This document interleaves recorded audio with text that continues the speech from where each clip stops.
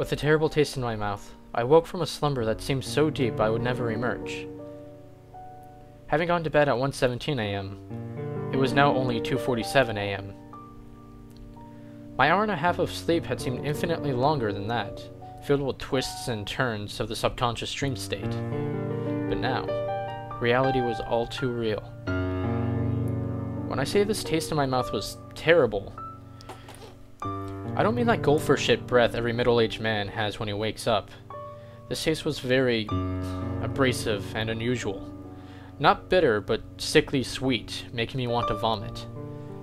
The closest thing I could compare it to would be the aftertaste of cheap rum mixed with some form of liquefied candy corn. My bare feet touched the cold, hard ground of my new studio apartment, and I walked past my bedroom window and into the bathroom. Looking in the mirror, I opened my mouth in hopes of identifying the source of the taste, only to find that my tongue was covered in white gunk, almost like plaque. Confused, I then brushed my tongue and teeth to eliminate the taste, to no avail. Beginning to become restless, I then went into the kitchen, opening the cabinets one by one. I had my mind set on finding something to cut through this terrible flavor. The best option I found was lemon juice, and began downing it like water. Frustratingly enough, the liquid glided over the plaque on my tongues like a protective film, never even touching my taste buds. Throwing the lemon juice to the ground, I went back into my bedroom. Suddenly, and all at once, I was aware of a presence. A warm, throbbing, almost painful sensation came over me, almost like an external source of nerve stimuli, boldly yet calmly letting me know that I wasn't alone. It was the kind of inherent awareness one would experience in a dream, only this wasn't a dream. My instincts directed my attention to my bedroom window, to which, almost in a trance, I then walked to and peered out of. What I saw was the visage of an owl, sitting on a tree branch. Not a screeching owl or a spotted owl, but more of a barn owl, if I had to guess. It was very large and almost immaculately white. For the longest time, I was paralyzed, staring into its crimson saucer-like eyes. I didn't know if I was frightened or intrigued. But this animal wasn't just staring at me. It seemed to be staring relentlessly into me. The owl then, with an air of utter calm, smiled at me. Looking into its eyes, I felt strangely comforted. The very moment I broke into its gaze, however, everything changed. My tongue began throbbing with a writhing pain I can't even describe. Almost like every individual muscle inside it was tearing itself apart. I ran into the kitchen to pour some water on it, but it dried up like acid as soon as it touched. Panicking now, I put everything I could think of onto my tongue to help alleviate the pain. Nothing seemed to be helping, but I was determined not to give up until the pain was abated. It was 10 minutes later when the swelling began. In addition to the writhing pain that had not let up one iota, now my tongue felt like it was being inflated with air from the inside. Barely able to close my mouth, I ran past my window again towards my bedside. The owl was still there with a smile as big as ever. Reaching for a bottle of ibuprofen, I tried to down a handful at once, hoping it will help the swelling. I was unable to swallow though, and the pills fell abruptly out of my mouth. Nothing seemed to be helping, and in an act of complete desperation, I ran back to the kitchen, past the smiling owl, and to the silverware drawer. Opening it, I reluctantly pulled out the sharpest, serrated steak knife. Holding my breath, I punctured my tongue with the knife, hoping the wound would release some of the pressure.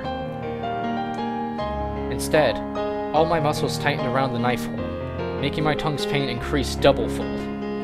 Reduced to flailing on the floor now, I did the only thing left that any rational human being would do. I put the knife in my mouth and began sawing at my tongue. The pain of the blade was nothing compared to what I had been experiencing. Once my tongue was halfway severed, I paused for a second so as not to choke on my own blood, which was now pooling quite dramatically on the floor around me. Gagging on the knife blade, I finished the job, ripping the remaining tendrils in half as I yanked the writhing thing out. Showering the floor with blood, my severed tongue landed in front of me, squirming and flapping like a fish out of water. Disgusted and mortified, I kicked it across the floor into the bedroom, and closed the kitchen door so as not to see it. And even worse, not to hear it flapping around.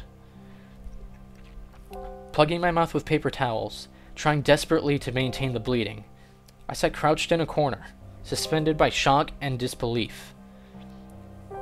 As my heart rate finally slowed, I was still frozen in fear.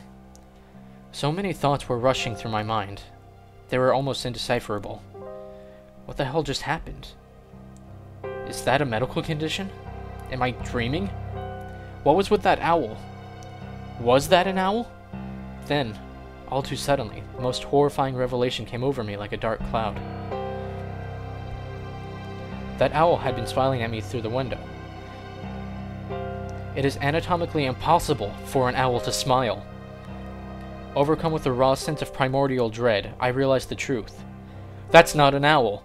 There is no owl. That's not an owl! I screamed to myself. The glowering question now remained. If it wasn't an owl, what was it? I was beyond caring. I didn't want to know the truth. I didn't even want my tongue back. In that moment, all I wanted was to get away from the owl, and back to my placid safety. That's when a swooping noise broke my train of thought. Quickly, all fell silent, almost as if things were normal again. After waiting, I slowly opened the kitchen door to find that the severed tongue was gone. Approaching the bloody pool on the ground, I looked out the window once more, which was now strangely open. Staring back at me with crimson eyes, the owl was still perched on its branch. However now, it was poised to open its mouth. What happened next is beyond my realm of understanding. I knew it was impossible, yet it happened anyway. The owl opened its mouth, and with the brand new tongue, spoke to me with an unholy voice. I will survive, It said.